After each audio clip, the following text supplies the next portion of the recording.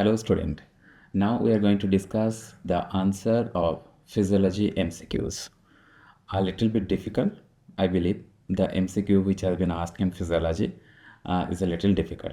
Now let's try to answer those MCQs. So the first MCQs that was here, a 25-year-old woman with type 1 diabetes mellitus present with nausea, vomiting, confusion. ABG analysis has been given with pH, PCO2 and bicarbonate, and the other parameter has also been given. So from the clinical history and from the findings, you can understand that this is the type 1 diabetes mellitus with complication, and the common complication is the DK, diabetic ketoacidosis. Now here the question is you have to identify the acid-base disorder that is happening in this patient. So we all know that whenever you get an acid-base kind of disorder, you have to think of this equation that the pH is equal to, that is a modified Henderson-Hasselbalch equation. So that is pH is equal to bicarbonate upon PCO2, right? So this is the formula we have to think of. Now first of all, you look at the pH. So looking at the pH, we can clearly identify that this is a kind of acidosis. So this is below 7.4, so this is acidosis. So I can understand that the pH has been decreased. Now we have to think that this decreased pH or acidosis is because of the decrease in the bicarbonate or increase in carbon dioxide. Which one is seen in these cases? So I can see here that PCO2 is 28, which is below 40 millimeter of mercury, and bicarbonate is 12 only, which is normally 24 milliequivalent per liter. So bicarbonate has been decreased, that is matching in this equation. So now I can say that the pH has been decreased in these cases because of the decrease in bicarbonate. So decrease in bicarbonate is causing acidosis. So what kind of acidosis that is? That is a kind of metabolic acidosis. Now whenever metabolic acidosis is happening, which kind of compensation will be seen?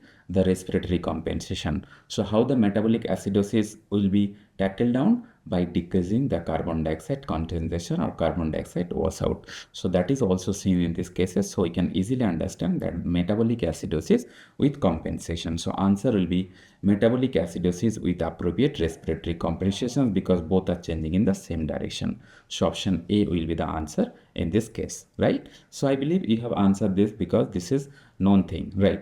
Now this is what is given in guidance. So whenever you are looking at the acid-base disorder, first check at the pH. If the pH is below 7.4, so that is going in the direction of acidosis. Above 7.4, that is in the alkalosis.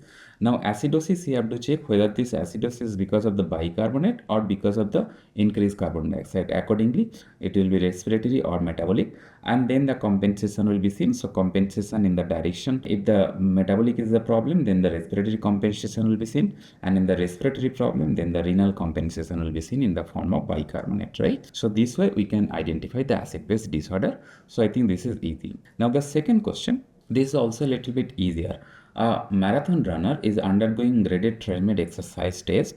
So when the intensity of the exercise increases beyond anaerobic threshold, so this is the catchword, because the intensity of the exercise is beyond anaerobic threshold, we can understand that what will happen, the lactic acid will be accumulated in the muscles. Now despite this hyperventilation, analysis of the muscle biopsy and a progressive fall in the muscle blood pH, which of the following best explain the pH during maximal? So this is because of the accumulation of the lactic acid.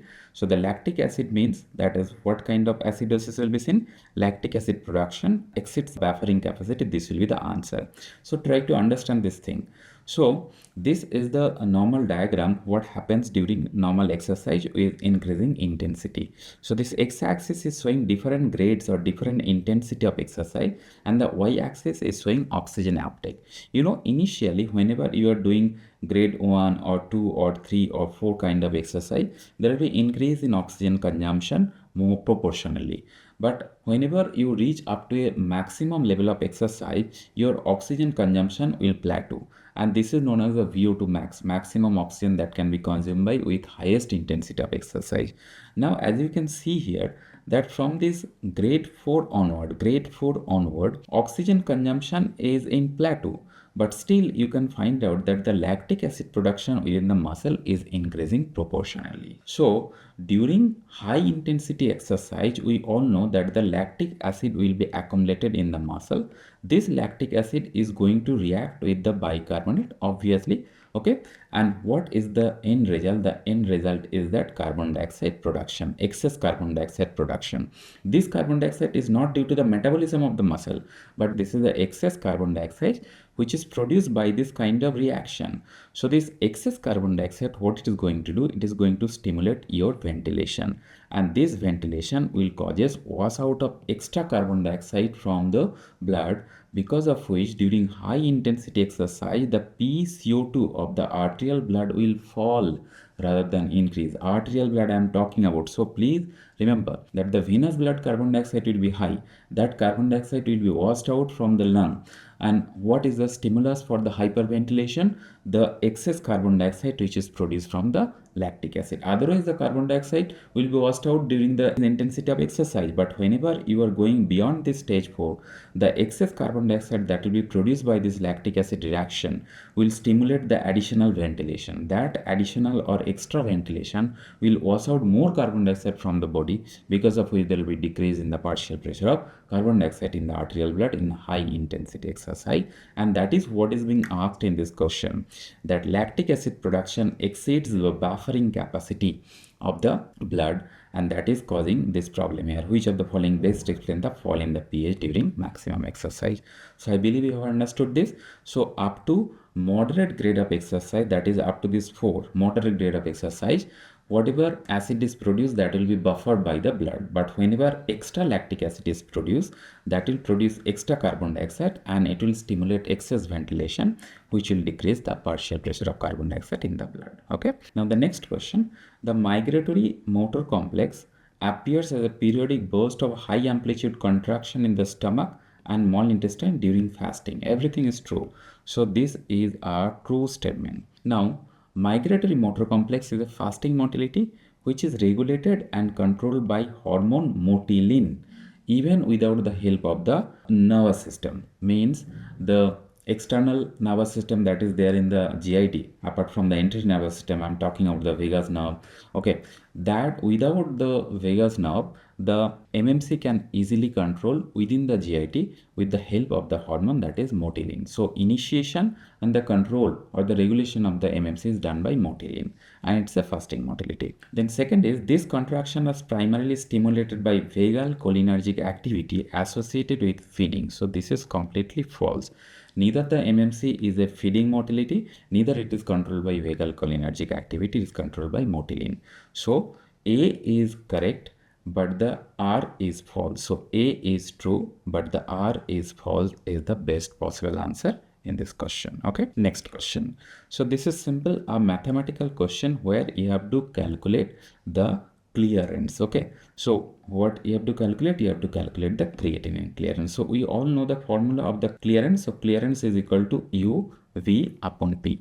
Okay, now everything you have to convert it into ml per ml, okay, or milligram per ml. That will be the unit. So first of all, you look at what is given, the serum creatinine, that is the P. So P here is 2 milligram per dl. So we have to convert in 2 milligram per ml. So dl is 100 ml. So it will be 0.02 milligram per ml. That is the P. Then what is U? So U here is, okay, it is also given. Look at the U. What is U? Urinary creatinine is 100 milligram per dl. So in this cases, U is equal to 100 milligram, okay, per dl. So again you convert it into milligram per ml. So this will be 1 milligram per ml. Then you calculate the V. So what is given in V here? V is 1500 ml, and that is a 24-hour urine collection. So V is the volume of the urine. So V is the volume of the urine, that is 1500 ml, right, per 24 hours. What I told, you have to calculate in terms of minute. So 1500 ml per 24 multiplied by 60, that will be converted into minute. So this will be equal to 1.041. I have already calculated. So this is ml per minute. Now you put all of this into this formula. So U is your 1, okay, V is 1.041 upon P is 0.02. So if you simplify this, this will be 52 ml per minute. So answer is A. So this is the formula by which you can calculate the creatinine clearance. Always convert all of this unit into milligram per ml, and ml per minute. Okay, then and then only it will easier to calculate. Otherwise there may be mistakes. Okay, so this is all about the question. Next question. During cycling, systolic blood pressure increases while diastolic blood pressure remains unchanged or slightly decreases. This is absolutely true statement, because cycling, what kind of exercise this is? This is a kind of isotonic kind of exercise. So during isotonic exercise, systolic blood pressure increases and diastolic blood pressure, it remain normal or decrease a little bit. That is a normal thing. So this is true. So what is the cause? So systolic blood pressure, it is determined by the cardiac output. So during exercise such as cycling, increase in cardiac output. So this increase in cardiac output will causes increase in systolic blood pressure. Okay, and causes a peripheral vasodilation, reducing peripheral resistance. So decrease in TPR. TPR is directly related to decrease in fall in the diastolic blood pressure. So obviously this reason is the true reasons of the assertion, that is A. So this is also true and this is exact explanation. So both A and R are true and R is the correct explanation of A. So what I told, look at this. So this person is doing cycling. So cycling is a kind of isotonic exercise. During isotonic exercise, look at from rest, you are increasing the intensity of the exercise. VO2 max is gradually increasing. So what will happen? The systolic blood pressure will go on increase. The mean blood pressure will also go on increase. But what will happen to the DBP? The DBP will remain either normal or it will fall a little bit. So what is the cause of increased systolic blood pressure? This is due to increase in cardiac output, or you can say this is due to increase in stroke volume of the heart. Stroke volume, cardiac output is a direct determinant of systolic blood pressure. And diastolic blood pressure, it depends on TPR. So because of the peripheral vasodilation, there will be decrease in total peripheral resistance, and that is the cause of decrease in the diastolic blood pressure. So this is the exact explanation that you have to remember for this question. So answer is obvious. A is the correct answer of this question. Okay. Next question. A 55-year-old patient with chronic obstructive pulmonary disease, COPD, the person is having COPD, and the FEV1 and FVC has been given. So whenever you are getting this kind of question, first of all, you have to calculate what is the ratio of FEV1 upon FVC, because that is the starting point. So FEV1 1.2, FVC is 3.0. So the ratio will be 40.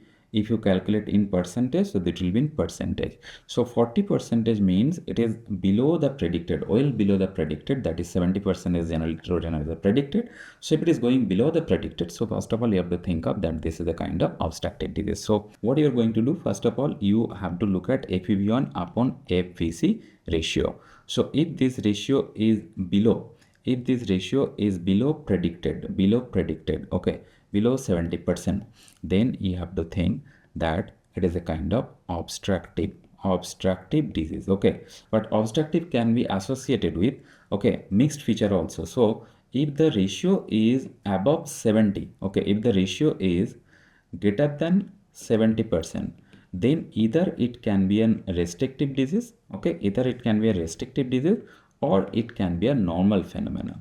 Then what I'm going to do, if the FEV1 FVC ratio is above 70% or above predicted value, then you have to look at what is the FVC of this person. If the FVC is normal and the ratio is greater than A, then what you have to conclude? You have to conclude that the person is a kind of normal person. But if you look at the FVC and FVC is below the lower limit of normal, then what would you think of? Then you have to think of that this is a kind of restrictive disease. Okay, so whenever your ratio is below the 70% of the predicted, then certain kind of obstructive feature must be there. Then what you have to look at? You have to look at what about the FVC. Okay, if the FVC, generally in obstructive disease, FVC and TLC should be higher. So if you look at the FVC and FVC is lower than normal, and TLC is also lower than normal, then it is not featuring the obstructive disease purely. Then you have to think of that there is a kind of mixed feature. Mixed feature means obstructive feature is obviously there because this ratio is below predicted, along with that restrictive feature is also there. But if you are getting that this ratio is below predicted value as well as your FBC is also high. Okay, FBC is also high, as well as your TLC is also high. It is not low. FBC is not low and TLC is high. Then you are absolutely sure that it's a pure kind of obstructive disease, right? So what you have to look at, first of all, you have to look at the FEV1 FBC ratio. If this ratio is below predicted, then obviously there will be obstructive features. So severe airways obstruction is there with hyperinflation. How can we say hyperinflation? Look at the TLC. TLC is 140 percentage, 140 percentage, that is above normal, the predicted value. So that's why there will be hyperinflation feature along with impaired gas section. How can I say that? Look at the DLCO. DLCO is the how much carbon monoxide gas is transferred. That is the amount, that is a surrogate of measurement of the diffusion capacity of the lung. So that is also below predicted. So obviously there will be impaired gas exchange. So A will be the answer. And I told you mixed feature, whenever we will suspect mixed feature, whenever the FEV1 FBC ratio is below predicted but the FBC is low as well as the TLC is low, which is not matching with the obstructive feature, then we will say that is a kind of mixed obstructive feature. So answer here is clearly A. There is no other answer possible here. Okay. Now look at next question. A 25-year-old female athlete present with secondary amenorrhea. So multiple causes of secondary amenorrhea there. Now we look at her BMI. BMI is very low. Lean and thin person. Body fat is very low. Generally it is 15% or more than 15% in case of female. And results show LH is low, FSH is low, and estradiol is also low. TH and prolactin is normal. So whenever you are looking at the TSH and prolactin are normal, then you can exclude that this pituitary adenoma is not the cause of this secondary amenorrhea. So pituitary adenoma means most commonly that is a prolactinoma, so that is not seen because TSH and prolactin level are normal. Okay. Then think of the polycystic ovarian syndrome and primary ovarian failure. In both of these cases, the LH as well as the FSH, they should be higher in both the cases. So in these cases both are low, so you're also not thinking under that. So obvious answer is that option number D, hypothalamic dysfunction due to energy deficiency and low body fat. This is known as the functional hypothalamic amenorrhea because of the energy deficient, because of the low body fat percentage, because of the strenuous exercise. What is happening? There is suppression of the hypothalamic pituitary ovarian axis, and because of the suppression of the hypothalamic pituitary ovarian axis, the pulsatile release of the GnRH is deficient in this patient, and because of this pulsatile release of GnRH is not there, the LH-FSH is also not secreted properly, and that is causing this amenorrhea in this patient. So this is a secondary amenorrhea known as the functional hypothalamic amenorrhea. Got it? So answer is obviously the option number D. Okay. Next question. A 45-year-old man undergoes extensive small bowel resection for Crohn's disease. Only 100 centimeter of jejunum is remaining with intact colon. So obviously colon and jejunum has been anastomosed in these cases. So what will happen post-operatively? So large portion of the small intestine is not there, ileum is not there. So what is going to be reabsorbed from ileum? Vitamin B12. So obviously the vitamin B12 deficiency is going to happen. Along with that, terminal ileum is also the portion where the bile salt, bile acid is going to be reabsorbed or recycled. So that is the two main things, because of which what is going to happen. So there is resection and there is jejunum colon anastomosis. Okay. So in healthy intestine, the ileum is the site for reabsorption of the bile salt and vitamin B12. Because of the loss of ileum, the direct cause of patient problem is happening here. Bile salt malabsorption is happening, because of which the fatty acid is not reabsorbed properly. Okay, and that is causing steatorrhea. And because the bile salt is not reabsorbed at the level of the terminal ileum, which is resected already, so bile salt is entering in the colon, and that is stimulating the water and electrolyte secretion at the level of the colon, which is causing watery diarrhea. Getting my point? So this is the problem, that malabsorption of the fat soluble vitamin due to bile acid deficiency, bile salt deficiency. This is true. Okay, vitamin B12 deficiency due to loss of the ileal resection, ileal reabsorption. This is also true. Loss of intrinsic factor production causes vitamin B12 deficiency. This is false, because intrinsic factor is produced at the level of the stomach, which is not deficient here. Increased risk of bacterial overgrowth due to absence of the ileocecal valve. That is also true. Because of the ileocecal valve is not there, the colonic bacteria may enter in the small intestine, and that causes bacterial overgrowth. So this is also true. So 1, 2 and 4 are true. So option D is the correct answer in these cases. Getting my point? Little difficult, but easy now. Okay, now look at the match the hormone with their appropriate action. So look at what all you know here. So progesterone, we know that this is responsible for increase in the basal body temperature after ovulation. So B is matching with 1. Then we all know that luteinizing hormone that trigger ovulation. So B is matching with 1. So only one is given on in this option, that is B is matching with 1, C is matching with 2.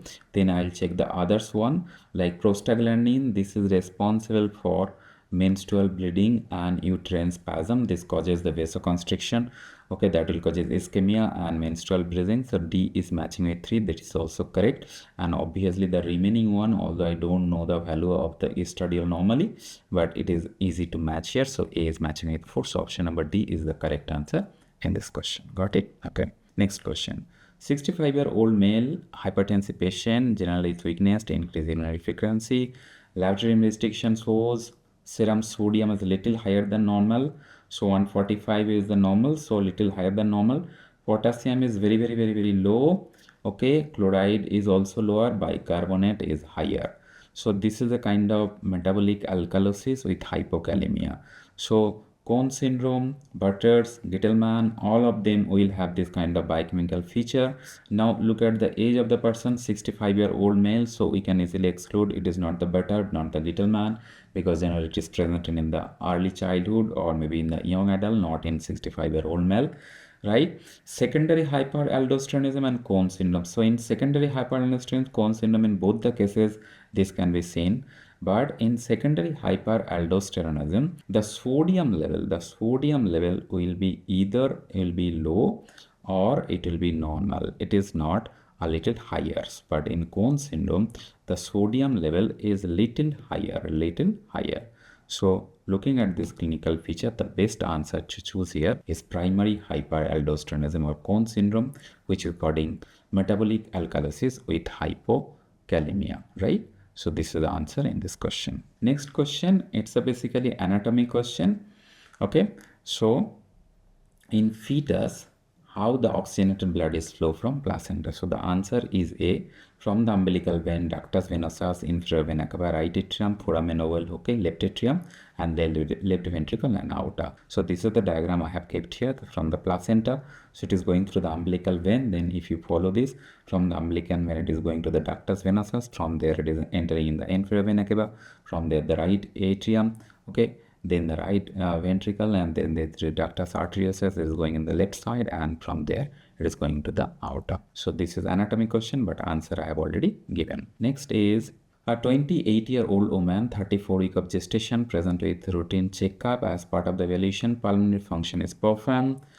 Which of the following pulmonary function parameter most likely to be increased in the patient compared to the pre-pregnancy state? Good question. So if you look at the pregnancy, the respiratory changes, the tidal volume increases, respiratory rate also increases. This is progesteronal effect. Okay, so because of this increase in tidal volume, because of the increase in respiratory rate, the minute ventilation and the alveolar ventilation increases, but there will be decrease in the total lung capacity. There will be decrease in the residual volume, because you can understand, because of the fetus bulging inside the uterus, and the dead space increases a little bit, that is around 40%. So look at here, functional residual capacity due to chest expansion, this is not true.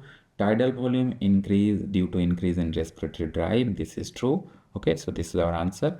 Total lung capacity increases due to thoracic cavity, this is not true. Residual volume due to increase, so residual volume decreases, we have seen, because you can see here the residual volume and the TLC decreases, do not increases. But here the question is, which of the following parameter is most likely to be increased? So answer is only one, that is the option number B, tidal volume increase due to the respiratory drive. This is the progesteronal effect. Got it? So this is the answer. Next question. A 65-year-old male undergoes 5-hour extensive abdominal surgery. Okay, I have read the question, you read it completely. So basically they are asking that the perioperative hypothermia, what is the cause, okay, of perioperative hypothermia? Surgical exposure causes direct heat loss, okay, the OT temperature is low, so this is true. Metabolic depression from anesthetic agent, this is also true. Anesthesia induced vasodilation with heat redistribution, this is also true. Severing thermogenesis is impaired. Severing can happen, but impaired, this is also true. But one thing which is most important among all of these is the third one. So this is the most important cause of perioperative hypothermia as told in literature, that anesthesia induced vasodilation with heat redistribution. So please note down here, this is I have taken directly from article, that there is combination of the impaired thermoregulation because of the vasodilation and the redistribution of heat. Inhibit vasoconstriction as well as the reduction in the metabolic rate from exposure to cold environment. So all these are the cause of the perioperative hypothermia, but the most one is the redistribution of the blood due to peripheral vasodilation and impaired thermoregulation. Now a question can also be asked that what is the most common method of heat loss during the perioperative anesthesia or perioperative anesthesia? In under general anesthesia, your answer will be radiation is the most common way of heat loss, followed by convection, followed by evaporation, followed by conduction. So all kind of heat loss can happen from the body, but the most common one is the radiation induced heat loss from the patient. Okay, this you have to remember additionally. Next question. So this is a very easier one. So action potential propagate normally, yet muscle contraction is delayed. Which protein? So a patient exercise induced muscle rigidity has normal sarcolemma reticle but impaired calcium release from sarcoplasmic reticulum. So from sarcoplasmic reticulum we know that the calcium release channel is known as the ryanodine receptor. So the THPA receptor is present on the T tubules. Okay, T tubules में present होता है, and the RYR receptor is present on the sarcoplasmic reticulum. So the answer here is RYR receptor. Okay. In a patient undergoing an insulin tolerant test when glucose falls to 35 milligram per dl. So this is a kind of severe hypoglycemia, right? So whenever there is hypoglycemia, what is the appropriate response? The growth hormone will increase because that will increase the blood glucose, as well as the serum cortisol level will also increase because that is going to increase the blood glucose level. So here in these cases, although in the original question it was given 1.2 microgram per ml, but this is not the correct unit. It will be 1.2 microgram per liter. Normally, whenever the hypoglycemia is happening, normal response is the growth hormone levels should be greater than 5 to 10 microgram per liter. But here the response is not appropriate. Growth hormone is not increasing properly. And cortisol level is also very low here. So which is also not rising properly. So I can easily understand that although the hypoglycemia stimulus is there, but the growth hormone and cortisol is not increasing properly. So obviously there should be a combined deficiency of growth hormone and ACTH or cortisol. Okay, so that's why answer here is combined growth hormone and ACTH deficiency. Isolated growth hormone deficiency is not there because cortisol response is also not proper. Normal response absolutely not. Technical error, this is absolutely not. So answer is option A.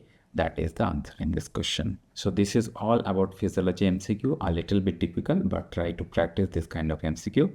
Good luck for your exam. Thank you so much.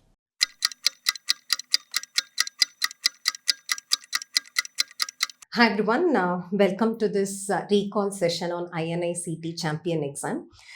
There were 15 MCQs that were asked in biochemistry. Let's discuss all those 15 MCQs now. Let's start with the first MCQ. A 3-year-old neonate presents with poor feeding, vomiting and lethargy. Arterial blood gas shows pH of 7.25, bicarbonate of 12 milliequivalents per liter. So let's start from here. pH of 7.25 meaning it is acidosis.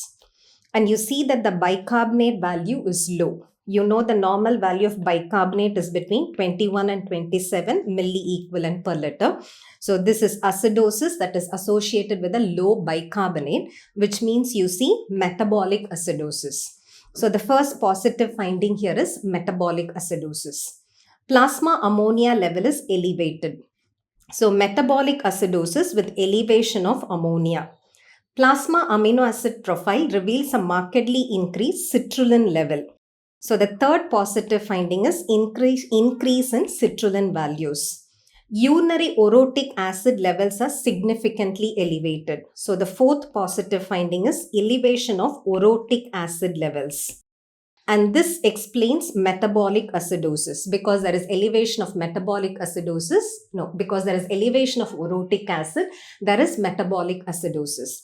So this is a neonate presenting with metabolic acidosis due to orotic aciduria that is accompanied by high ammonia levels and high orotic acid level. Right? So the answer has to be argininosuccinate synthetase defect. The most likely enzyme deficiency is argininosuccinate synthetase defect, because only in this condition citrulline levels are elevated. Hence, we call this condition as citrullinemia. For you to get a rough idea about urea cycle disorders, have a look at this. Whenever the first enzyme carbamyl phosphate synthetase 1 is defective, we call it as type 1 hyperammonemia. In type 1 hyperammonemia, you see an elevation of ammonia levels. And this ammonia gets converted to glutamate, so there is also elevated glutamate levels. In type 1 hyperammonemia, you see only an elevation of ammonia and glutamate levels. Okay. Now, what is type 2 hyperammonemia? When there is a defect of ornithine transcarbamylase, that is called as type 2 hyperammonemia. In this condition, first carbamyl phosphate accumulates, that in a feedback mechanism inhibits CPS1. So there is elevation of ammonia and glutamate. Along with that, carbamyl phosphate also accumulates. That carbamyl phosphate enters into pyrimidine synthesis, wherein this carbamyl phosphate is converted to uracil and orotic acid. So in type 2 hyperammonemia, there is not only an elevation of ammonia and glutamate, there is additionally an elevation of uracil and orotic acid levels. That is how you differentiate type 1 and type 2 hyperammonemia. Okay. When the next enzyme argininosuccinate synthetase is defective, the precursor citrulline accumulates. That is why you call this condition as citrullinemia. Though we call it as citrullinemia, there is not only an elevation of citrulline because of feedback inhibition, again which is inhibited, ornithine transcarbamylase is inhibited. So carbamyl phosphate accumulates, that enters into pyrimidine synthesis, wherein it is converted to uracil and orotic acid. Because of feedback inhibition, there is an elevation of ammonia and glutamate. So now you know, whenever argininosuccinate synthetase is defective, it is called as citrullinemia, wherein there is an elevation of ammonia, glutamate, uracil, orotic acid and citrulline levels. Okay. Now, had it been argininosuccinate lyase defect, apart from all these values getting elevated, there is additionally an elevation of argininosuccinic acid levels also. So we call this condition as argininosuccinic aciduria. With this in mind, look at this question again. There is an elevation of ammonia. There is an elevation of uracil, orotic acid. There is also an elevation of citrulline. Which means, what condition is it? Argininosuccinate synthetase defect. Why did I exclude carbamyl phosphate synthetase 1 defect? In that case, there should be only an elevation of ammonia and glutamate. There is no reason for uracil and orotic acid to be elevated. Why did I exclude ornithine transcarbamylase defect? Because in this condition, there is an elevation of ammonia glutamate, uracil orotic acid, but citrulline levels should have not been elevated. In this case, citrulline levels are high. That is why it is not type 2 hyperammonemia. It is not ornithine transcarbamylase defect. Why did I exclude argininosuccinate lyase defect? Because in this condition, argininosuccinic acid levels should have also been higher. Do you get it? So here they have not mentioned anything about argininosuccinic acid levels. Hence the answer is argininosuccinate synthetase defect, which is called as citrullinemia. Okay. So the answer for this question is choice C. The next MCQ. A patient with acute pancreatitis has serum amylase level which is elevated. Lipase level is also elevated. After 48 hours, amylase level drops to 150 units per liter, almost normal. Okay, but lipase level is still high. Isoamylase electrophoresis shows 80% pancreatic and 20% salivary isoforms, which means they are telling you that this amylase is of pancreatic origin. Okay, so you're seeing every sign of pancreatitis. What do you see in pancreatitis? There is an elevation of amylase and lipase. Amylase is the first one to start getting elevated, and amylase is the first one to be brought back to normal levels also. Okay, and as you can see here, lipase elevation is a bit delayed, but it remains elevated even till 2 weeks. Exactly, that is what you see here. Amylase and lipase in the acute stage is elevated. Within 2 days, amylase is almost close to normal. Lipase is yet to come back to normal. So what is the right answer here? The right answer here is it's a resolving pancreatitis with expected enzyme concentration, with expected enzyme clearance pattern. Okay. How did I exclude other choices? This is not a concurrent salivary gland pathology, in which case amylase and lipase will be elevated, and amylase should have been equally from pancreatic origin and salivary origin. But here they say 80% is pancreatic origin, telling you that it is pancreatitis. Okay. Why am I saying it is not a laboratory error? It is not a laboratory error because I expect this kind of elevation. I expect this kind of it coming back to normal levels. Okay.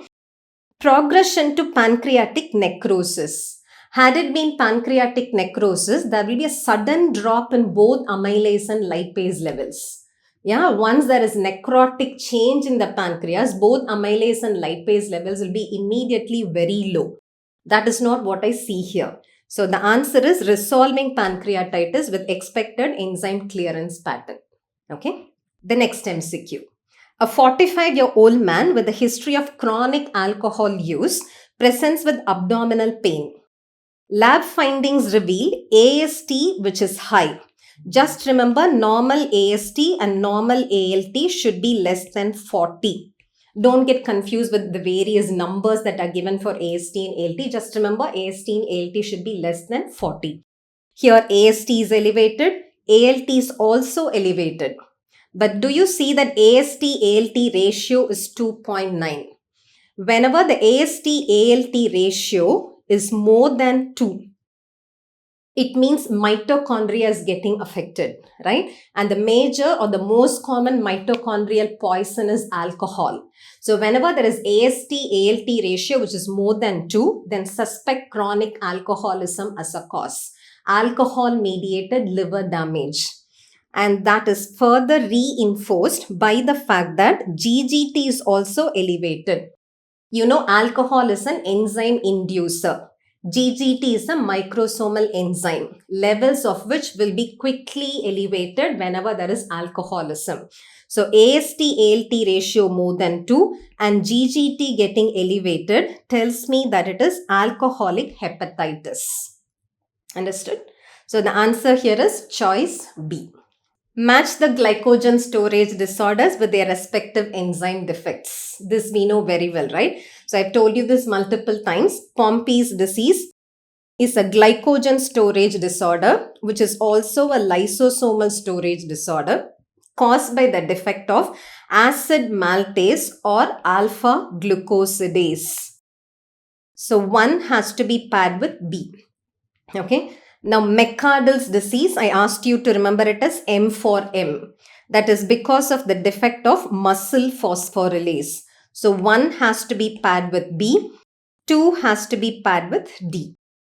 Von Gierke's disease or type 1 glycogen storage disorder is because of the defect of glucose 6 phosphatase. So, 3 has to be paired with C. Cory's disease, C to be accompanied by D, right? Cory's disease is because of the defect of D branching enzyme. So 4 has to be paired with A. So what is the right answer here? 1 to be paired with B, 2 to be paired with D, 3 with C and 4 with A. So the right choice is C. The next MCQ. A patient with respiratory acidosis presents with anxiety, asterixis, papilledema. Why do you see papilledema? In respiratory acidosis, there is an increase in PCO2. Whenever carbon dioxide accumulates, carbon dioxide causes vasodilatation here, right? That causes an increase in intracranial tension and that causes papilledema. So respiratory acidosis as expected is causing anxiety, asterixis, papilledema and daytime somnolence, right? Which of the following statements about respiratory acidosis is false? Before you start looking at these 4 choices, let me tell you what to expect in respiratory acidosis. As you all know, respiratory acidosis is a decrease in pH caused by an increase in PCO2. Because carbon dioxide is a source of an acid, whenever carbon dioxide accumulates, an acid is produced and that causes respiratory acidosis. And whenever there is an increase in PCO2, the compensation is always parallel, right? Increase in PCO2 will be compensated by an increase in bicarbonate, right? And this increase in bicarbonate happens in two stages. In the first stage, carbon dioxide that has accumulated gets converted to bicarbonate. But this compensation will not be great. Okay, so in acute conditions of respiratory acidosis, because the compensation it's not optimal, pH will continue to remain lower. Okay, in due course, kidneys come for the rescue. I've always told you, whenever the problem is in the respiratory center, kidneys come for the rescue, right? When kidneys come for the rescue, they start reclaiming more and more bicarbonate. This compensation is optimal. So after some time, in chronic respiratory acidosis, the compensation is optimal. That is when pH comes close to normal. Do you understand this? So these are the facts that you need to know about respiratory acidosis. Respiratory acidosis is a decrease in pH accompanied by an increase in PCO2. That will be compensated by an increase in bicarbonate. That happens in two stages. In the acute stage, carbon dioxide that is formed gets converted to bicarbonate, but it's a suboptimal compensation. So pH will still remain low. And then kidneys come for the rescue, wherein kidneys start reclaiming more and more bicarbonate. This compensation is optimal. That is when pH is close to normal, right? Having understood all these facts, now look at these choices. In acute cases, you see low pH. I told you this is a fact. You see low pH with normal or slightly high bicarbonate. Yes, this is true. Chronic cases show high bicarbonate with near normal pH. Yes, this is also true. Carbon dioxide retention causes excess carbonic acid. Yes, carbon dioxide reacts with water to form H2CO3. So carbon dioxide becomes excess carbonic acid. That is true. Bicarbonate is always decreased in respiratory acidosis. In respiratory acidosis, bicarbonate is always high. Okay, so the right answer here is choice D, because that's a false statement. They've asked you which of the following statements about respiratory acidosis is false. So what is the right answer? The right answer is choice D. Okay, because the other three choices are true. The next MCQ. A 45-year-old patient with recurrent nephrolithiasis undergoes genetic testing which reveals a homozygous mutation in the AGXT gene. Liver biopsy demonstrates a peroxisomal enzyme deficiency with crystalline deposits. What is the most likely metabolic consequence? They are asking you what is the cause actually. Okay, so there are two clues that are given to you. The first clue is it's a peroxisomal disorder. The second clue is which gene is defective. What is this gene? This gene is called as glyoxylate alanine aminotransferase. What is this gene? It is glyoxylate alanine aminotransferase defect, and it's a peroxisomal disorder. And that is type 1 hyperoxaluria, right? They have primary hyperoxaluria, which are of two types, type 1 and type 2. Type 1 is a peroxisomal disorder wherein the enzyme glyoxylate alanine aminotransferase, instead of being placed in peroxisome, gets placed in mitochondria. Okay, so the answer here is type 1 hyperoxaluria with increased oxalate production. But let me tell you few facts about hyperoxaluria type 1 by telling you that type 1 hyperoxaluria is a defect of glycine metabolism. How is glycine metabolized? I've told you whenever an amino acid gets metabolized, it always reacts with a keto acid. The keto acid that glycine reacts with is pyruvate. So glycine reacts with pyruvate in the presence of a transaminase, wherein glycine gets converted to a keto acid. That keto acid is glyoxylate. Pyruvate keto acid becomes an amino acid. That amino acid is alanine. Okay, so glycine and pyruvate get converted to glyoxylate and alanine. This enzyme is present in peroxisome. I'm going to call this enzyme as glyoxylate alanine aminotransferase based on the reverse reaction. Okay, this is how glycine gets converted to glyoxylate. What is the fate of this glyoxylate? There are two fates for this glyoxylate. When glyoxylate reductase acts on glyoxylate, it gets converted to glycolate. It gets excreted in urine. Okay. Otherwise, this glyoxylate can get converted to oxalic acid. Okay. Now, what is type 1 hyperoxaluria due to? In type 1 hyperoxaluria, the enzyme, instead of being present in peroxisome, it gets placed in mitochondria, wherein there is a very high access for mitochondria to the amino acid glycine. So more and more glycine get converted to glyoxylate. All these glyoxylate cannot get converted to glycolate. So some of the glyoxylate will get converted to oxalate. That causes primary hyperoxaluria type 1. Okay, so what are the facts that you know about type 1 primary hyperoxaluria? It's a targeting defect, wherein the enzyme glyoxylate alanine aminotransferase, instead of being placed in peroxisome, gets placed in mitochondria. More and more glycine get converted to glyoxylate. All these glyoxylate become oxalic acid. This oxalic acid is insoluble in urine, causing recurrent renal stones. Okay. So what is the right answer here? Type 1 primary hyperoxaluria with increased oxalate production. Okay. The next one. Given the following enzyme kinetics parameters, they have given you Vmax, they have given you Km, they have given you the velocity. Okay. What have they asked you? They have asked you the substrate concentration for given values. Whenever you're asked an MCQ on enzyme kinetics, okay, step number 1 is to write down Michaelis-Menten equation and to substitute all the values that are given to you. Can we try that? So what is Michaelis-Menten equation? Michaelis-Menten equation is V is equal to Vmax into S by Km plus S. Okay, V is equal to Vmax into S by Km plus S. Let's substitute all the values given in this question. What is V? V is 50. 50 is equal to Vmax. What is Vmax? 100 into substrate concentration, which I don't know, divided by what is Km? 10 plus substrate concentration, which I don't know.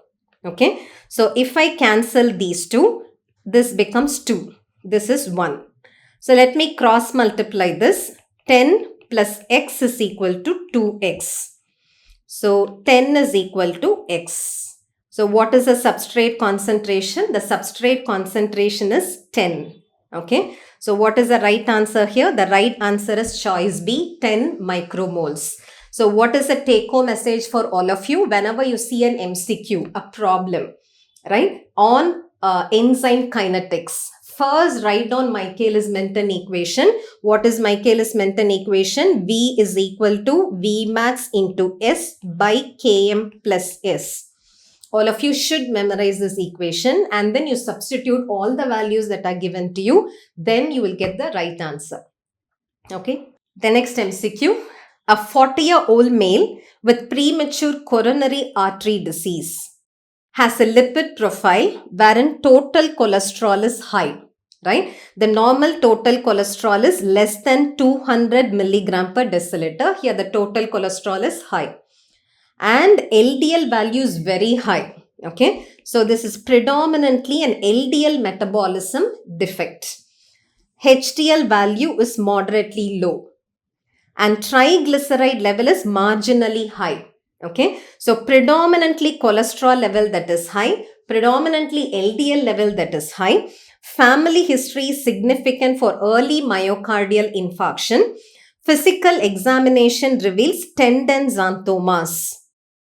So I've told you this always, whenever a patient presents with tendon xanthomas, you should suspect hypercholesterolemia, right? So tendon xanthomas, hypercholesterolemia, early myocardial infarction put together, that is type 2A hyperlipoproteinemia, which is otherwise called as familial hypercholesterolemia, which is caused by the defect of LDL receptor. When LDL receptor is defective, LDL cannot be cleared off from the circulation. LDL level is high and that causes familial hypercholesterolemia. So what are the key words that you should look for here? Tendon xanthomas, elevation of cholesterol, predominant elevation of LDL. Close your eye and mark it as type 2A, which is familial hypercholesterolemia, which is an autosomal dominant condition caused by the defect of LDL receptor. Okay, so the answer here is choice A. The next MCQ, a 45-year-old patient with a history of chronic alcoholism again. This is my alcohol metabolism should be clearly studied about. Okay, chronic alcoholism presents with confusion, ataxia, and ophthalmoplegia. This is GOVA. What does GOVA stand for? Global confusion, ophthalmoplegia, and ataxia, collectively remembered as GOVA. That is a triad for Wernicke's encephalopathy. All of you tell me, what is a mnemonic for Wernicke's encephalopathy? GOVA, global confusion, ophthalmoplegia, ataxia, caused by thiamine deficiency, which is very common in a chronic alcoholic. Because alcohol is a source of empty calorie, it gives a person only with energy with no micronutrients. So a chronic alcoholic is susceptible to many micronutrient deficiencies, including thiamine. And alcohol interferes with thiamine absorption. That is why a chronic alcoholic is prone to develop thiamine deficiencies. Whenever there is thiamine deficiency, the nerve gets affected the most. It is because nerves use glucose aerobically, right? What do you mean by aerobic utilization of glucose? In neuron, any glucose that enters gets converted to pyruvate. For further metabolism of pyruvate, the enzyme that you need is pyruvate dehydrogenase complex that converts pyruvate into acetyl-CoA. This PDH complex is dependent on thiamine. So what happens in alcoholism? There is thiamine deficiency, because of which PDH complex is not active. So aerobic utilization of neuron is affected. That is why neuronal metabolism is affected. That is why you see nerves getting affected, right? And that is why they present with global confusion, ophthalmoplegia, and ataxia, collectively called as Wernicke's encephalopathy. Okay, so what is the question here? The patient's symptoms improve markedly following intravenous administration of thiamine. So the person has got thiamine deficiency as expected.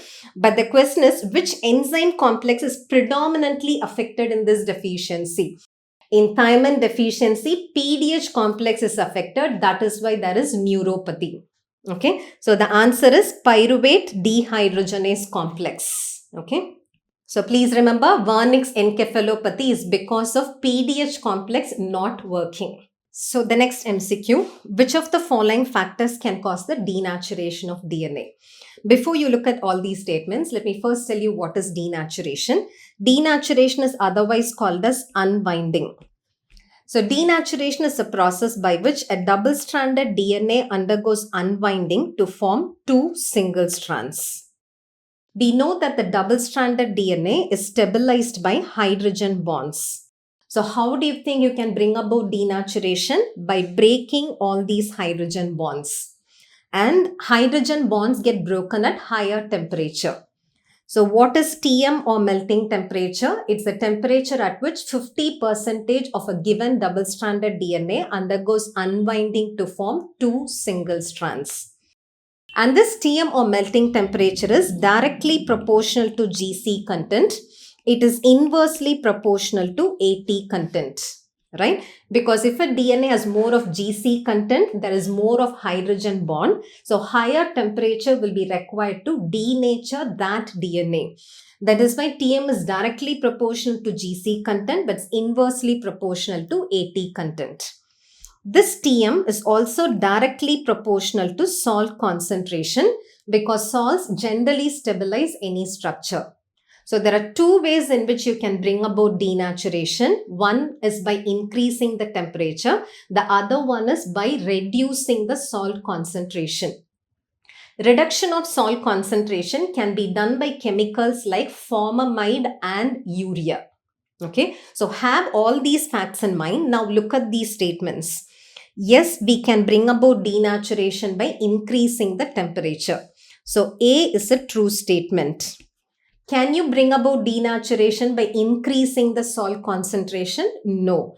Only by decreasing the salt concentration, this is possible. So B is removed. Decreasing the temperature, no, cannot bring about denaturation. When the DNA has higher AT concentration, then that can slowly bring about denaturation. So D is true. How about E? When the DNA has high GC base composition, there is no way you can bring about denaturation quickly or easily. So let's exclude E statement as well. I said adding urea and adding formamide can also bring about denaturation. Decreasing the salt concentration is another way of bringing about denaturation. So what are the statements which are true here? A, D, F, G and H. So the choice here is C. Okay, so the right answer is C. The next MCQ. In CRISPR-Cas9 experiment with mammalian cell line, the research team observes the repair of DNA causing double-stranded DNA breaks. Which repair mechanisms are they most likely observing? This we have discussed in depth, right? So CRISPR-Cas enzyme. Cas enzyme is an endonuclease which creates double-stranded DNA breaks. Whenever there is double-stranded DNA break, the repair mechanism can be done in two ways. One is non-homologous enjoining, the other one is homologous DNA repair. So out of these four statements, you know non-homologous enjoining and homologous DNA repair are the two ways by which repair mechanism can be brought about. So the answer here is choice A, right? To add more facts here, whenever there is non-homologous enjoining, that causes gene knockout. Whenever there is homologous enjoining, that causes gene knock-in. Okay, so the answer here is choice A. The next MCQ. A 30-year-old woman presents with recurrent severe abdominal pain, new onset anxiety, and paresthesias in her extremities. She mentions that her urine has appeared unusually dark during these episodes. So I would translate the first two statements as episodic neuropsychiatric manifestations with unusually dark urine. Why am I calling it as neuropsychiatric manifestations? Because what I see is paresthesias in her extremities and recurrent severe abdominal pain. Right? The paresthesia is the one that is presenting as recurrent abdominal pain with new onset anxiety. Anxiety is psychiatric. So episodic neuropsychiatric manifestations with unusually dark urine during those episodes tell you that it is porphyria. Okay. And lab investigations reveal significantly elevated levels of urinary ALA and PBG. To summarize, episodic neuropsychiatric manifestations with an elevation of ALA and PBG. I've taught you that porphyrias are of three types. Those which present with only neuropsychiatric manifestations, those which present with only photosensitivity, those which present with both. This belongs to the first category with only neuropsychiatric manifestations without photosensitivity. And in this category, I've told you you'll have to include two disorders. One is ALA dehydratase defective porphyria. The other one is acute intermittent porphyria. So, what is your take home message? Whenever the history says only neuropsychiatric manifestations without photosensitivity, you should consider these two disorders: ALA dehydratase defective porphyria and acute intermittent porphyria. If it is ALA dehydratase defective porphyria, only ALA levels are high. Whereas in acute intermittent porphyria, both ALA and PBG levels are high. In this condition, they have told you that there is an elevation of both. So we know the diagnosis is acute intermittent porphyria, which is caused by the defect of porphobilinogen deaminase. And it is an autosomal dominant condition. So what is the right answer? Choice A. How did I exclude all other choices? Had it been uroporphyrinogen decarboxylase defect, that is porphyria cutanea tarda, where you see only photosensitivity, no neuropsychiatric manifestations. So this cannot be choice B. How did I exclude ferrochelatase defect? Defect of ferrochelatase is erythropoietic protoporphyria, which presents with only photosensitivity, no neuropsychiatric manifestations. Coproporphyrinogen oxidase defect is hereditary coproporphyria, which presents with both neuropsychiatric manifestations and photosensitivity. Hence, the answer is choice A. The next MCQ, a 30-year-old male presents with significantly prolonged bleeding following a recent uncomplicated dental extraction, right? So bleeding after dental extraction, which is significant. That is the key here. Lab investigations reveal the following. PT is normal, but APTT is elevated. If PT is normal and APTT is elevated, it means it's an intrinsic pathway defect. What are the factors involved in intrinsic factor? Factor 12, factor 11, factor 9, and factor 8. Right? Factor 12, factor 11, factor 9, and factor 8. It can also be because of von Willebrand factor deficiency. So these are the conditions that you should have in mind whenever PT is normal and APTT is elevated. Okay. And they've also added that the platelet count is normal. A mixing study demonstrates complete correction of the APTT. What does it mean? Whenever a mixing study normalizes the faulty APTT, it means there is no inhibitor. Right? So why do you do mixing study? To find out if there is an inhibitor or no. So here they've told you that there is no inhibitor. It is some inherited defects of all these clotting factors. Okay. What is the most likely coagulation factor deficiency in this patient? Let's start excluding choices. I would first exclude von Willebrand factor deficiency. Had that been the case, there is not only an APTT elevation, even bleeding time will be elevated because there is a functional deficiency of platelets. Whenever there is a functional deficiency of platelet, there should have been ecchymosis, there should have been petechiae. I don't see all these. There is only bleeding after dental extraction. So I'm going to exclude choice D. Okay, and then I'm going to exclude factor 11 deficiency because that does not present with significant bleeding. That can be probably a mild bleeding. So I'm excluding choice C. Between choice A and choice B, I would go for choice A because factor 8 deficiency is common, right? That is how you can pick the answer as choice A. Okay, so the answer is choice A, which is factor 8 deficiency or hemophilia. Okay, the next MCQ. A 25-year-old vegetarian woman presents with progressive fatigue, exertional breathlessness, and pallor. On examination, she has pale conjunctiva and angular cheilitis. Lab investigations show that hemoglobin level is low. So we know that this is a patient of anemia, hence all these manifestations. Okay. Mean corpuscular volume is low. So this is iron deficiency anemia, which is presenting as microcytic hypochromic anemia.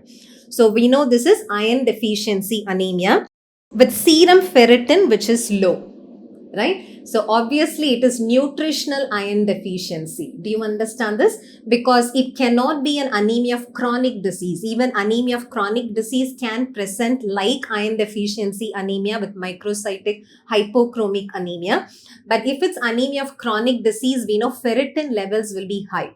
Because ferritin level is low, we know it is most probably nutritional iron deficiency. Okay. Furthermore, they have told you that total iron binding capacity is elevated, which is again expected in nutritional iron deficiency. Whenever there is nutritional iron deficiency, transferrin will be released because the body tries to use this transferrin to transfer any iron that is available in the intestine to reach tissues. When transferrin levels are elevated, total iron binding capacity will be elevated. Again, another mechanism by which I can exclude anemia of chronic disease. Had it been anemia of chronic disease, total iron binding capacity should have been low because transferrin is a negative acute phase reactant. Because ferritin level is low, because total iron binding capacity is high, I have excluded anemia of chronic disease. I'm more towards nutritional iron deficiency. Transferrin saturation is also low. Again, telling you that there is iron store which is low. Okay. Which of the following best describes the underlying pathophysiology in this patient? What are the choices that I can exclude first? I am going to exclude decreased iron absorption due to hepcidin elevation because that is anemia of chronic disease. In anemia of chronic disease, hepcidin levels are high. Hepcidin suppresses basolateral iron absorption. And I already told you why this is not anemia of chronic disease, because in that case, ferritin level should have been high and total iron binding capacity should have been low. So A is excluded. And then I'm going to exclude impaired iron utilization despite adequate stores. Had this been the case, ferritin level should have been normal. Here, ferritin level is low. That by itself tells you that the iron store is low. So, choice C can be excluded. I'm going to then exclude choice D because it is very rare. Okay, so what is the cause? It is nutritional iron deficiency, because of which iron losses have exceeded dietary intake. And this is a woman, right, of reproductive age. So menstrual blood loss is a way by which iron gets lost. And the person is a vegetarian. And in vegetarian diet, the non-heme iron absorption percentage is much lesser than the heme iron that is found in non-vegetarian diet. So there is nutritional iron deficiency accompanied by increase in the iron loss. Hence the answer is choice B. Okay. So the summary here is anemia of chronic disease is characterized by high ferritin and low total iron binding capacity. The next MCQ, a 6 months old infant is brought with delayed developmental milestones. On examination, the infant exhibits a fair complexion and the parents note distinctive musty odor. The moment you hear musty odor or mousy odor, always think of phenylketonuria. And phenylketonuria is characterized by mental retardation and hypopigmentation. So based on these clinical features, I suspect phenylketonuria. Lab investigations reveal a plasma phenylalanine level which is elevated, tyrosine level which is low. Further confirming the fact that it is phenylketonuria. In phenylketonuria, phenylalanine conversion to tyrosine is inhibited, causing an elevated phenylalanine level and low tyrosine level. So we know this is a case of phenylketonuria. Which of the following represents the most likely enzyme deficiency and the appropriate primary dietary management for this condition? What are the choices you will exclude? I am going to exclude choice C because I know tyrosine transaminase defect is type 2 tyrosinemia, which presents as oculocutaneous syndrome. Right? It presents with painful corneal erosions and palmar hyperkeratosis. Do you see these manifestations in the given history? No. So let's straight away exclude tyrosine transaminase defect because of clinical features. The next condition that I would exclude is homogentisate oxidase defect. I know homogentisate oxidase defect is alkaptonuria, which would present with uchronosis or multiple joints involvement. They present with pigmentation, not with fast skin, right? They present with pigmentation of pinna, tip of the nose, and urine turns dark on standing. I don't see any of these manifestations here. So I'm going to exclude choice C and choice D straight away. Between choice A and choice B, I am going to exclude choice B. Had it been dihydrobiopterin reductase defect, that would have been called as malignant phenylketonuria.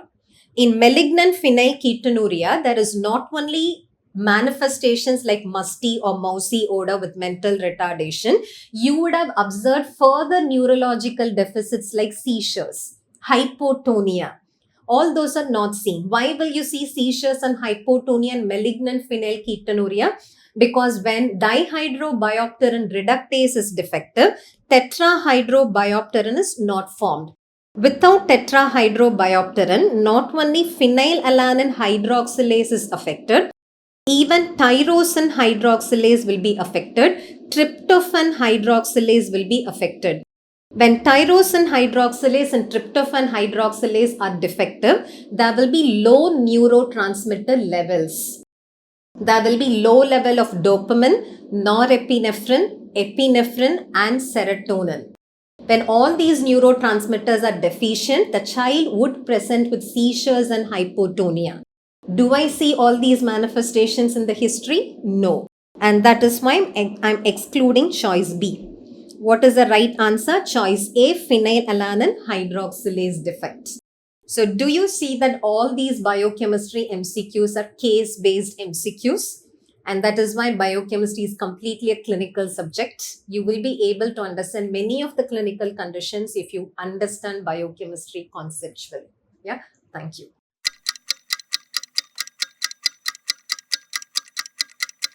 Hello everyone. So now let's discuss the questions of pharmacology. So the first question is asking a 65-year-old patient with atrial fibrillation. He is on warfarin. Remember atrial fibrillation, there is incomplete contraction of heart, so there is gradual deposition of fibrin which can lead to coagulant effect. That is why we give warfarin. And warfarin, it is generally maintained in an INR range of 2 to 3. So yes, it is an absolutely normal range 2.3. Now this patient develops pneumonia. For that, he was started on antibiotic erythromycin 500 milligram twice a day. 5 days later, he presented with epistaxis and gum bleeding.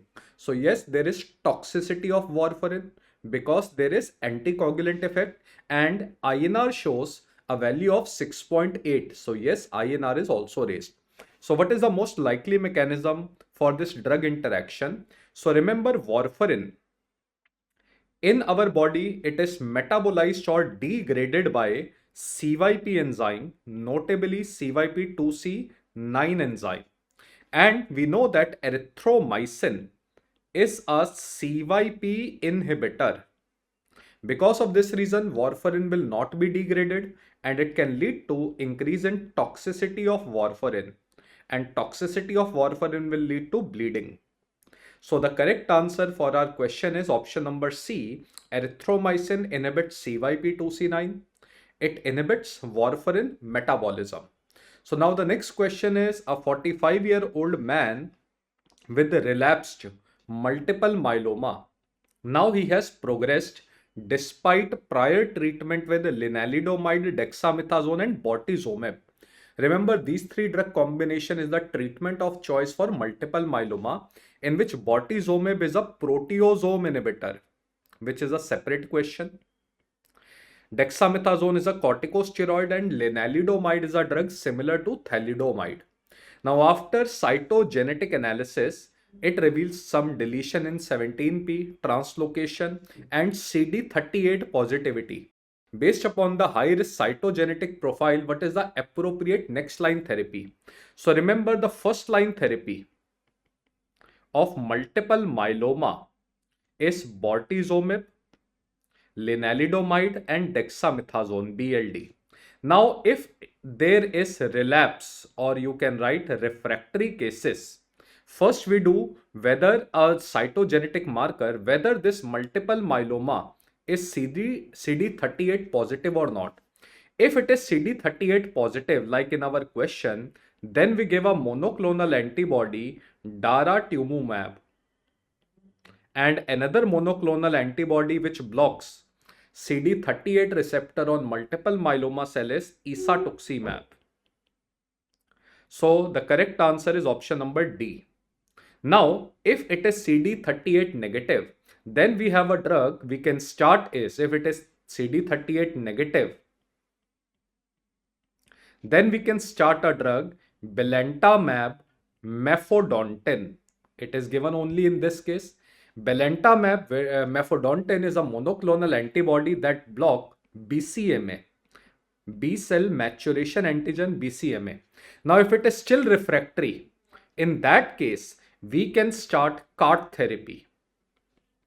So CAR therapy stands for chimeric antigen receptor T cell therapy, and a drug name which has been approved is Idesal, which is also known as idecabtagene vilouleucel. So it is nothing, just a CAR therapy. So here the answer is daratumumab or isatuximab because they are CD38 positive. Now the next question is latanoprost, which we know is a prostaglandin F2 alpha, and it is considered to be the drug of choice for glaucoma, whether it is open angle or angle closure glaucoma. Now it can cause one side effect of cystoid macular edema, which is nothing but retinal inflammation in a patient of glaucoma. Now, what is the reason? The reason is that prostaglandins, they increase uveoscleral outflow. That is absolutely true. This is their mechanism of action in glaucoma. By increasing uveoscleral outflow, they decrease intraocular pressure. Now, after that, it can lead to breakdown of blood retinal barrier. Because of inflammation, blood retinal barrier breaks down and the fluid accumulates behind retina, which can lead to cystoid macular edema. So the correct answer is A. Both A and A and B are true, and B is the correct explanation of A. So A and R or A and B, they both are true. Option number A is correct. Now, next question, a 70-year-old diabetic man is having hospital-acquired complicated urinary tract infection and vitals indicate shock and septicemia. Now, most preferred drug is. So, UTI is a very frequently asked question. Every year it is asked in INI-CET. So, let me tell you the treatment of UTI, which drug to be used. So, if the patient is having uncomplicated UTI, uncomplicated UTI means only the bladder is involved, which we call it as cystitis. And second we have is complicated UTI. In complicated UTI, remember kidney and the prostate gland below the bladder, they are also involved. So can we say the patient is also having pyelonephritis or prostatitis? This is complicated UTI. Now understand, in uncomplicated UTI, the first drug which we can give is fluoroquinolone like ciprofloxacin. We can also give cotrimoxazole. And the third drug which we can give is nitrofurantoin. These are the three drugs which are first line drug for uncomplicated cystitis or UTI. But if the patient is having pyelonephritis or prostatitis, then we give beta-lactams. So beta-lactams like amoxicillin, clavulanic acid. We can also give piperacillin, tazobactam, which is known as Piptas. Now understand one point, if the patient is going into shock and patient is having hospital acquired UTI, because hospital acquired bacteria, remember they are resistant bacteria. In this case, the drug of choice is carbapenems. The drug of choice is carbapenems like meropenem, imipenem, etc. Because they are even effective against resistant bacteria which produce hospital acquired infection. So here the best answer will be, yes, the best answer will be, because the patient is in shock and the patient is having hospital acquired infection and the patient is having complicated UTI, go with the answer meropenem, which is a carbapenem. Now the next question is, Match the following drug used in the initial management of acute myocardial infarction with their correct recommended initial dose. So yes, these four drugs, aspirin, nitroglycerin, statins and morphine, atorvastatin and morphine, they are given in acute MI. Now the dose of aspirin is very high dose antiplatelet dose, that is 325 milligram orally, which is given as a single dose and the patient will chew it. So one is absolutely true. And for A, 1 is the correct answer. Nitroglycerin we give sublingually 0.5 milligram and it can be repeated every 5 minutes maximum till 3 doses. Then we have statins. We can use two statins, either atorvastatin or rosuvastatin. If we are using atorvastatin, the dose of atorvastatin is 80 milligram and the dose of rosuvastatin is 40 milligram, half of atorvastatin. This is also known as very high doses of these two statin. They are known as high intensity statin therapy. And lastly, we can give morphine for protecting heart and reducing the chest pain. Yes, the dose of morphine is 2 to 4 milligram IV. Now, the correct answer will be option number A, that is A1, B2, C3 and D4. Now, the next question is: a 55-year-old woman with non-Hodgkin's lymphoma was started on cyclophosphamide. Yes, cyclophosphamide is given for non-Hodgkin's lymphoma under a regimen known as R-CHOP regimen, where R is rituximab, C for cyclophosphamide, HOP are other drugs. Now, the assertion in this question is that cyclophosphamide induces cancer death primarily by causing DNA damage or DNA cross-linking. Now, this statement is true. Remember, cyclophosphamide is an alkylating agent. It comes under a group alkylating agent, and these drugs, they donate their alkyl group. Alkyl group inside the cell directly goes to DNA, causes cross-linking and causes DNA damage. So it is an absolutely true statement. Now, we know that DNA is always present in each phase of cell cycle, whether it is G1 phase, S phase, G2 phase, M phase. That is why alkylating agents, they are cell cycle non-specific drug because they can kill a cell at any phase of cell cycle. So the reason which is written out here is cyclophosphamide is a cell cycle specific drug. Now, this is an incorrect statement. It is a cell cycle non-specific drug. It can kill the cell at any phase. And it affect S phase? No, it can kill the cell at any phase of cell cycle. So in this question, remember A is true while assertion is true, while reasoning or R is false. Next question: a 65-year-old male with chronic low back pain having osteoarthritis. It is currently taking naproxen. Naproxen is a non-steroidal anti-inflammatory drug, and paracetamol, that is acetaminophen, 1000 milligram 4 times a day. Now, lab result shows creatinine value of 1.8, which is more than 1, and GFR is less, which is less than 60. If the GFR is less than 60, we call it as renal failure. And if creatinine is more than 1, we call it as renal failure. So the patient is having some renal disease. So what is the appropriate modification of this analgesic regimen? Remember, all NSAIDs, whether it is naproxen, aspirin, indomethacin, all NSAIDs, they can lead to renal damage, which is also very famously known as analgesic nephropathy. But remember, paracetamol is a unique painkiller. It is absolutely safe in renal failure. So here, paracetamol is absolutely safe. So what should be your next treatment management? Can we say we should stop giving naproxen or NSAIDs like aspirin, indomethacin, and we can continue with acetaminophen? But yes, if we want to give any topical drug will be renal safe. So the best answer should be option number B, that discontinue naproxen, continue acetaminophen, and you can give topical diclofenac like Volini or Voveron cream. Now the next question is: a new drug is under investigation and this drug has a volume of distribution of 0.15 liter per kg. It binds to plasma protein at 90%. It has a hepatic extraction ratio of 0.7. Based upon these characteristics, what would be the approximate oral bioavailability of this drug? So if we make a diagram, let's say you have given a drug orally, and oral drug, first they will absorb from GIT, then they will go to liver, and from liver they will come into the systemic veins.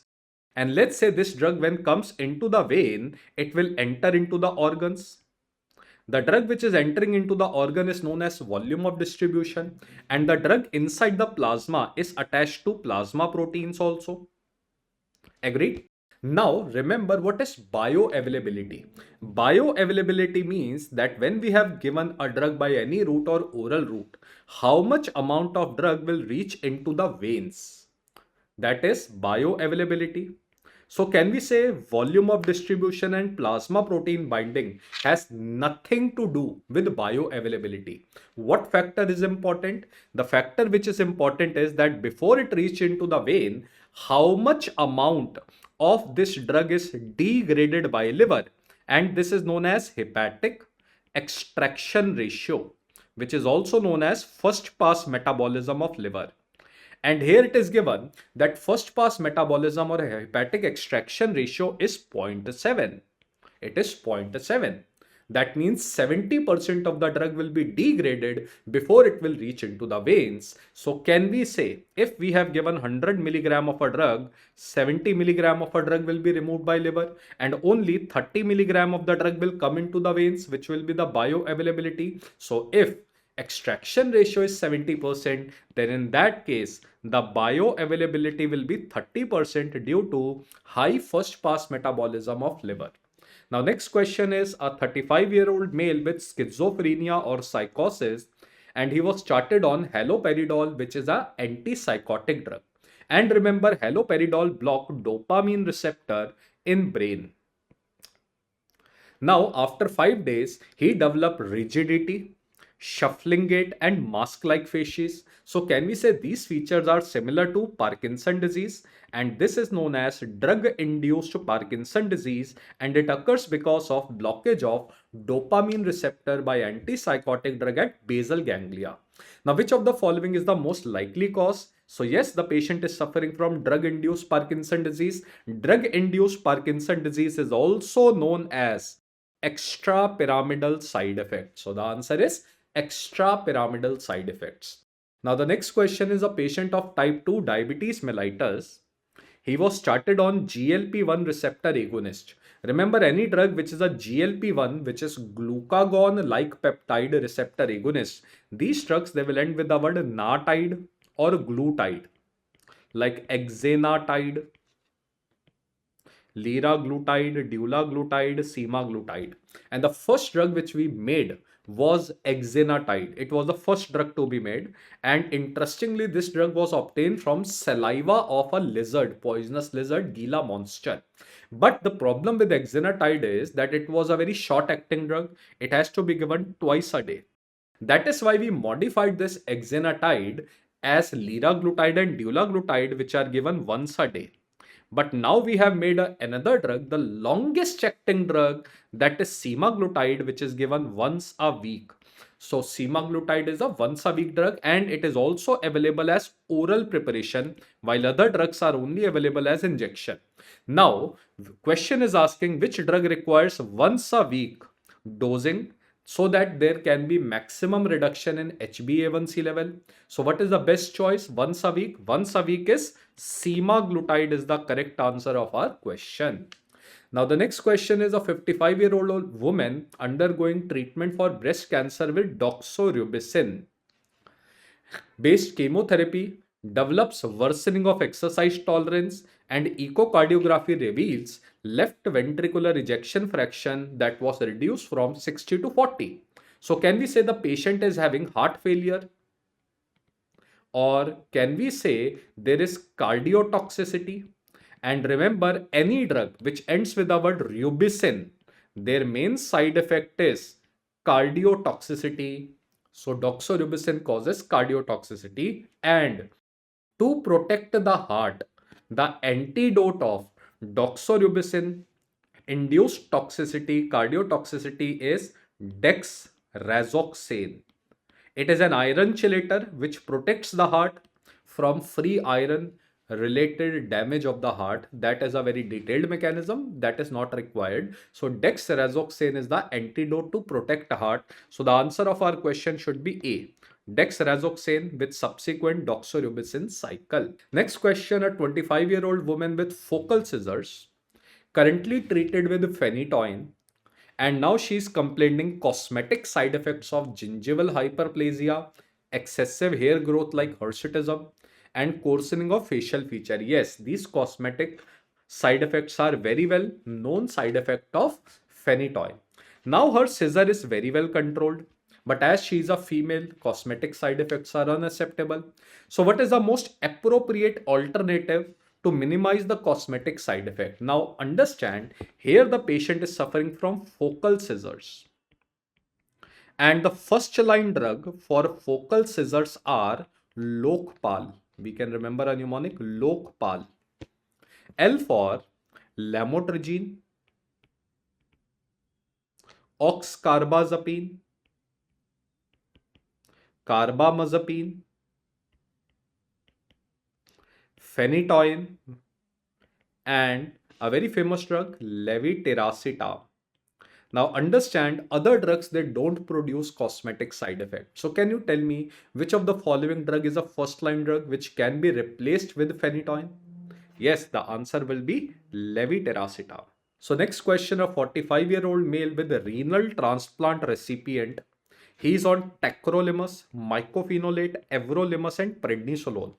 Has a rise in serum creatinine and urinary sediments. So can we say the patient is having again renal damage? Now, which drug should be stopped? Remember, the immunosuppressive drug which are given for organ transplant people are written in front of you. The first class of drug is tacrolimus, and the brother of tacrolimus is cyclosporin. Now remember, these drugs are now considered to be the drug of choice for renal transplant. Now these drugs, their mechanism is they are calcineurin inhibitor. They inhibit calcineurin enzyme in T helper cells. Now these drugs, their main side effect is nephrotoxicity or renal damage. But why they are still considered to be the first line drug? Because their great advantage is they do not produce bone marrow suppression. Now these drugs must be stopped if the patient is having renal damage. So the answer out here is tacrolimus. And if the patient is having renal damage, stop tacrolimus and cyclosporin and start renal safe drugs. And among renal safe drug, we have corticosteroids like prednisolone, written in our question, mTOR inhibitor. mTOR inhibitor are mammalian target of rapamycin. We have drugs like sirolimus and everolimus. And last drug is mycophenolate. Now, as we compare these drugs with cyclosporin and tacrolimus, these drugs are renal safe. This is their great advantage. But these drugs, what is their side effect? Their side effect is they can lead to bone marrow suppression. They can lead to bone marrow suppression. So it becomes totally opposite. So here the answer is tacrolimus. Next question, amiodarone is preferred antiarrhythmic drug for rhythm control in patient of atrial fibrillation and heart failure with reduced ejection fraction. Now understand, yes, in atrial fibrillation, if you want to control rhythm, that is irregular beating, then we give amiodarone as a drug of choice. But if you want to control rate, that heart should not beat very much, then we give beta blocker, or we can give calcium channel blocker like verapamil. Now the problem with beta blocker and calcium channel blocker is that they have negative inotropic effect, that they reduce the force of contraction. But this is not seen with amiodarone. Amiodarone negative inotropic effect is not much seen. And in heart disease patient, it is the only drug, amiodarone, which has shown to provide mortality benefit. So in any heart disease patient, the best antiarrhythmic drug is amiodarone. That is why it is preferred in heart disease with reduced ejection fraction. So let's see the reason for it. Amiodarone has minimum negative inotropic effect. It is absolutely true statement. And it is safe in a patient of structural heart disease. While other antiarrhythmic drugs like flecainide, propafenone, which can be used in place of amiodarone, they are absolutely contraindicated in a patient of structural heart disease. So remember, amiodarone is class 3 drug and class 1C drug, flecainide, propafenone are absolutely contraindicated in any heart disease patient. So option number A is correct. Both A and R are true statement and R is a correct explanation of A. Now 50-year-old man is receiving voriconazole. Yes, and voriconazole is considered to be the drug of choice for aspergillosis. Now the clinician notes the patient's CYP2C19 status. Remember, voriconazole or antifungal drug azoles, they are degraded by CYP2C19 in our body, and which may affect the metabolism. Let's say the patient is having less amount of CYP2C19, it can lead to voriconazole toxicity. In that case, we have developed a new drug, posaconazole. Posaconazole has no CYP metabolism. It is not dependent upon CYP2C19 for its degradation. So that is why we can stop giving voriconazole and we can replace the patient with posaconazole for aspergillosis. One more great advantage of posaconazole is also effective for mucormycosis, while voriconazole is not effective in mucormycosis. So posaconazole is a better antifungal drug. The next question is a 30-year-old man with major depressive disorder. He has been on sertraline. Sertraline is SSRI, selective serotonin reuptake inhibitor, for 8 weeks. But the patient is having minimal improvement and the patient also reports loss of sexual libido. What is the next step in the management? Remember, the drug of choice for depression at today's time is SSRI, like fluoxetine, sertraline, escitalopram, etc.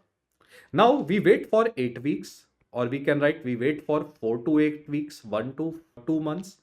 And if the patient is still having no improvement, we have to replace this drug to SNRI, that is serotonin norepinephrine reuptake inhibitor. But the problem with both SSRI and SNRI is that they can lead to sexual dysfunction. Both these drugs, they can lead to loss of libido or impotence also. In that case, if the patient is having no improvement with the sexual dysfunction, we can start atypical antidepressants. So atypical antidepressants are bupropion, which have some different mechanism of action, mirtazapine, and the third drug you can remember is trazodone. So 3 drugs, BMT, bone marrow transplant, we can remember, and these drugs have no risk of sexual dysfunction like loss of libido or impotence. So what is the best answer? The best answer should be, instead of SNRI, because the patient is having sexual libido loss, we must switch on to atypical antidepressant, that is bupropion. So this is all for pharmacology champions exam. Best wishes. Thank you very much.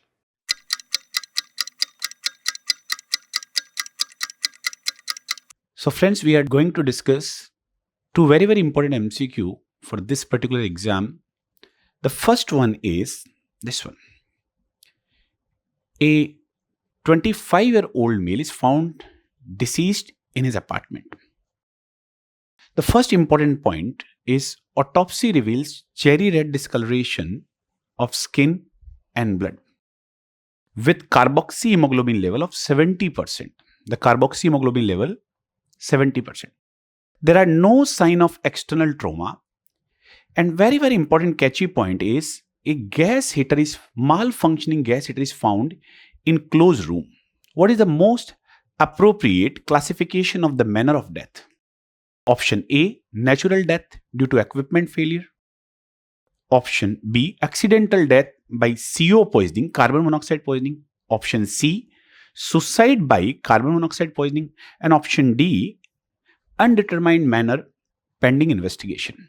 Now, if you see the carboxyhemoglobin level, that is 70%, and malfunctioning gas heater, that indicates carbon monoxide poisoning. तो ये दो point आ गए. तो these are very, very important point for accidental death by carbon monoxide poisoning. And you can see these are the carbon monoxide level, which gives idea about what is the possibility. Here you can see around 50 to 60% or 60 to 70%, it can cause coma and death. These are the further level. You can go in that much detail. Now, the second question, almost giving the same idea, but in a different manner.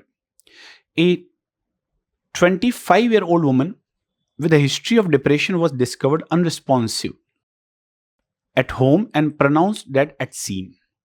During the postmortem investigation, there are several bottles of acetaminophen found in the bedroom. Okay, that's a one catchy point. Okay.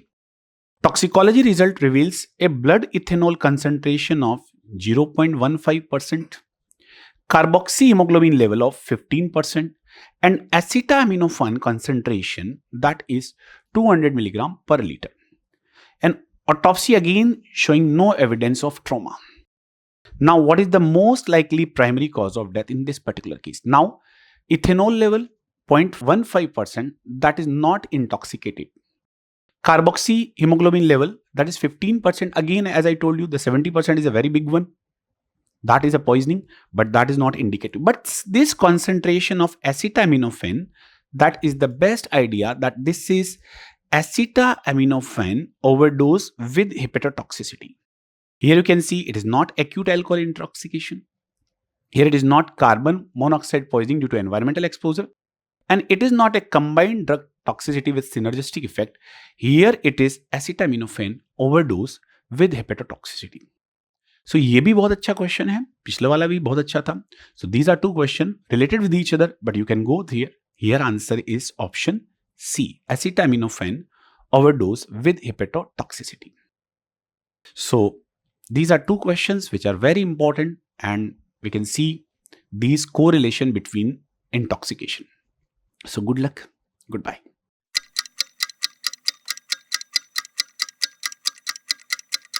Okay, so let's have a look at the questions that came for your exams. So the first one, if you see over here, is a colorectal cancer screening program using fecal-occult blood testing reports the following.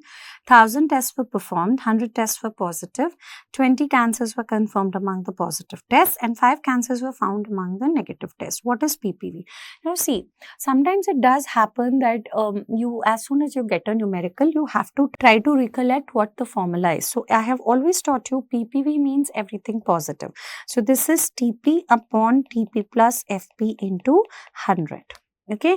Now over here you can very well see that 100 tests were positive. So if you remember, we make a 2x2 table where disease, yes, no, and screening test result is positive, negative.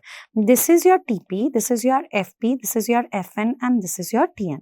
Now 100 tests were positive. So where is that 100 going to come here? Right? Out of that, 20 cancers were confirmed among the positive tests. So this is 20. Now, actually, you don't need to make this also. What is PPV? Probability that out of those tested positive, how many really have the disease? So, how many have been tested positive? TP plus FP, it is 100. Out of that, how many have cancers? It is 20 into 100. So, what is this? This is nothing but 20%. You really don't need these values also. 5 cancers were found among the negative tests. Now, if there are 100 tests out of 1,000, that means 900 were the negative tests. Out of that disease, yes, 20 cancers were found. So, here 5 cancers. So, here you will have 5. But you don't really need those values also. Here you simply had to do PPV.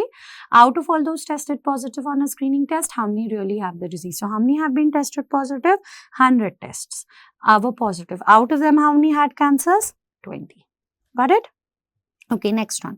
A randomized controlled trial evaluates the efficacy of a new hypertensive drug in reducing cardiovascular events. In the treatment group of 200 patients, 40 experienced a cardiovascular event, while in the control group of 200 patients, 60 experienced. So, what is number needed to treat? Again, you have to first remember the formula. Number needed to treat is 1 upon absolute risk reduction. Now, what is absolute risk reduction? Control group event rate minus experimental group event rate. Now, if you see, the control group is 200 patients, 60 experienced. So, what is control group event rate? 60 by 200. And out of treatment group, how many patients? 200. 40 experience. So this is this.